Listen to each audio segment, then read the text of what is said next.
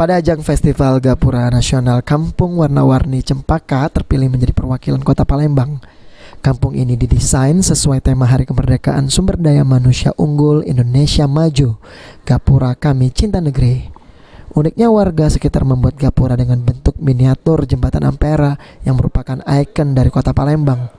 Ketua RW 05 Gunawan menjelaskan gapura dihias sedemikian cantik menyerupai replika jembatan Ampera yang dibuat secara gotong royong oleh warga RT 05 dari bambu setinggi 4 meter dan lebar 3,8 meter serta ornamen songket khas Kota Palembang.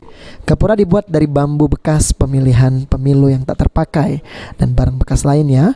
Selain itu juga terdapat aksesoris jembatan, terdapat 2 jam besar dan beberapa replika mobil mainan di atas jembatan Ampera yang sangat mirip dengan aslinya. Dana pembuatan gapura berasal dari hasil sumbangan sukarela warga yang dikumpulkan. Benaran lomba gapura dalam rangka hari ulang tahun proklamasi ini kan kita ditunjuk untuk ikut perlombaan gapura. Oke, Pak, untuk bahan gapura ini tersendiri kita berasal dari mana nih? Ini barang-barang lama. Barang bekas pemilu. Bambu ini bekas pilkada kemarin, pemilu.